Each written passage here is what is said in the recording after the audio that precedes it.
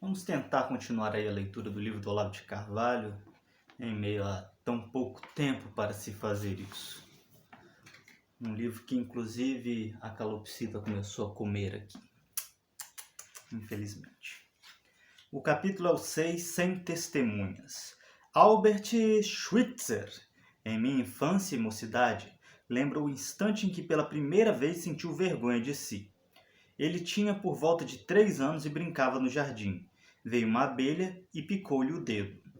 Aos prantos, o menino foi socorrido pelos pais e por alguns vizinhos. De súbito, o pequeno Albert percebeu que a dor já havia passado fazia vários minutos e que continuava a chorar só para obter a atenção da plateia.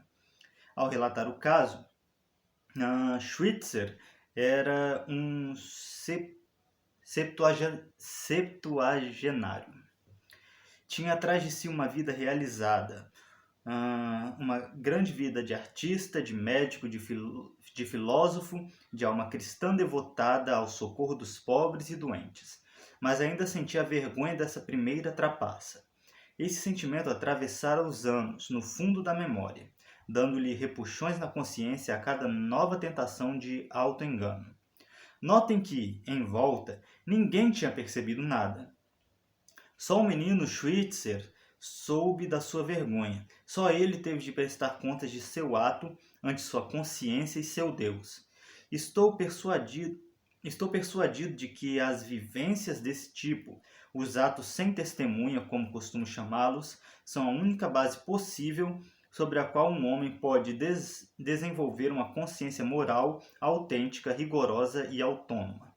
Só aquele que na solidão sabe ser rigoroso e justo consigo mesmo e contra si mesmo é capaz de julgar os outros com justiça em vez de se deixar levar pelos gritos da multidão, pelos estereótipos da propaganda, pelo interesse próprio disfarçado em belos pretextos morais.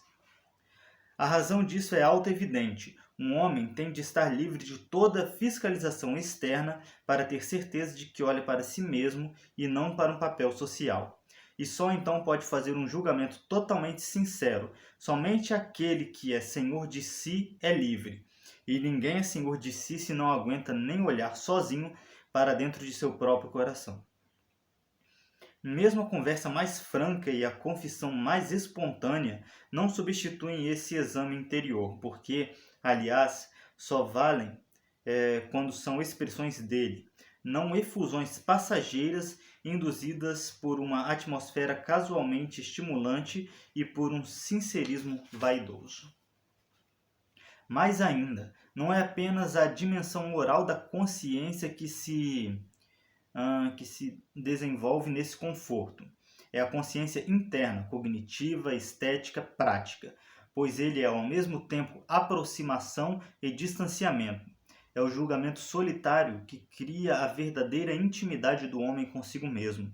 E é também ele que cria a distância, o espaço interior no qual as experiências vividas e os conhecimentos adquiridos são assimilados, aprofundados e personalizados. Sem esse espaço, sem esse mundo pessoal conquistado na solidão, o homem é apenas um tubo por onde as informações entram e saem, como os alimentos, transformadas em detritos. Ora, nem todos os seres humanos foram brindados pela providência com a percepção espontânea e o julgamento certeiro de seus pecados. Sem esses dons, o anseio de justiça se perverte em inculpação projetiva dos outros e racionalização, no sentido psicanalítico do termo. Quem não os percebeu de nascença tem de adquiri-los pela educação. A educação moral, pois, consiste menos em dar a decorar listas do certo e do errado do que em criar um ambiente moral propício ao autoexame, à seriedade interior, à responsabilidade de cada um saber o que fez quando não havia alguém olhando. Durante 2 milênios, aqui ele está, provavelmente ele vai entrar na questão da religião em si, né? O que me faz pensar é o seguinte, que eu gosto de ficar no Facebook, né? E tem muito ateu no Facebook. E você vê discussões idiotas. Inclusive você vê muito ateu falando o seguinte, que os cristãos não são bons de verdade porque eles só fazem coisas boas, porque eles têm medo de ir para o inferno. Alguns até sim, né? Talvez muitos, até porque com a teologia da prosperidade você não tem muitos cristãos verdadeiros. E você tem muitas igrejas que imputem muito o medo para guiar seus seguidores. Mas eu cresci numa família cristã e a grande base do cristianismo ali, de um cristianismo mais correto, é gerar esse sentimento de autoanálise. Você procurar ser uma pessoa boa, não por querer ter uma recompensa, mas por saber que aquilo é o certo, por você buscar ser uma pessoa melhor. Simplesmente isso. Durante 2 milênios, um ambiente assim foi criado e sustentado pela prática cristã do exame da consciência. Tem umas horas que, inclusive, só queria comentar que tem umas horas que eu começo a ler meio mal assim, é porque eu estou tentando ler e pensar no que ele está falando de forma simultânea, que eu estou fazendo considerações e lendo, aí não sai uma leitura muito boa. Aí, deixa eu ler de novo essa parte. Durante 2 milênios, um ambiente assim foi criado e sustentado pela prática cristã do exame de consciência. Há equivalentes dela em outras tradições religiosas e místicas, mas nenhum na cultura laica contemporânea. Há as psicanálises, as psicoterapias, mas só funcionam nesse sentido quando conservam a referência religiosa à culpa pessoal e ao resgate pela confissão diante de Deus. E à medida que a sociedade se descristianiza, ou mutatis mutandis, se desislamiza, se desjudaiza e etc., essa referência se dissolve e as técnicas clínicas tendem justamente a produzir o efeito oposto, a abolir o sentimento de culpa, trocando-o ora por um endurecimento egoísta confundido com maturidade, ora por adaptatividade autocomplacente, desfibrada e cafajeste, confundida com sanidade. Inclusive, você vê algumas coisas relacionadas à psicologia, você vê cada vez mais falando assim, você tem que se aceitar, você tem que se aceitar como você é. E você vê cada vez mais esse discurso e não é que você tem que se aceitar como você é, você tem que buscar ser melhor. Você tem que olhar, cara, isso aqui não está certo, eu tenho que buscar ser melhor. Inclusive, não é uma opinião minha exatamente, tava um pensamento um tanto esquisito esses dias.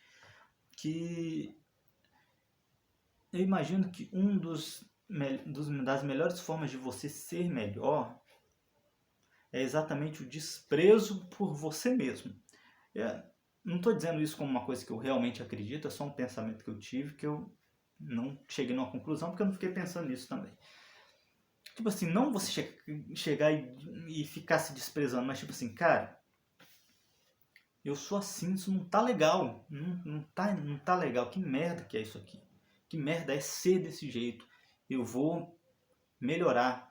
Tipo assim, que merda é eu ficar aqui jogado e não buscar um conhecimento?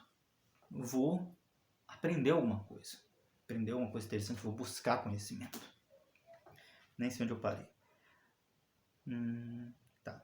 A diferença entre a técnica religiosa e seus sucedâneos modernos é que ela sintetiza numa mesma vivência dramática a dor da culpa e a alegria da completa libertação. E isto as éticas leigas não podem fazer, justamente porque lhes falta a dimensão do juízo final, da confrontação com um destino eterno que, dando a essa experiência uma significação metafísica, eleva o anseio de responsabilidade pessoal às alturas de uma nobreza de alma, com o qual as exterioridades da ética cidadã não podem nem ao mesmo sonhar. Não, realmente. Há 2 séculos a cultura moderna vem fazendo o que pode para debilitar, sufocar e extinguir na alma de cada homem a capacidade para essa experiência suprema, na qual a consciência de si é exigida ao máximo e somente na qual, alguém pode adquirir a autêntica medida das possibilidades e deveres da condição humana. A ética laica, a educação para a cidadania, é o que sobra no exterior quando a consciência interior se cala e quando as ações do homem já nada significam, além de infrações ou obediências a um código de convencionalismos e de interesses casuais. Ética, aí, é pura adaptação ao exterior, sem outra ressonância íntima senão aquela que se possa obter pela internalização forçada de slogans, frases feitas e palavras de ordem. Ética, aí, é o sacrifício da consciência no altar da mentira oficial do dia. Interessante. Você vê, inclusive, muita gente replicando a frase do não existe certo ou errado, só existe uma construção social, basicamente isso. E isso vai cria pessoas completamente apáticas e desinteressadas pelo próprio certo e errado.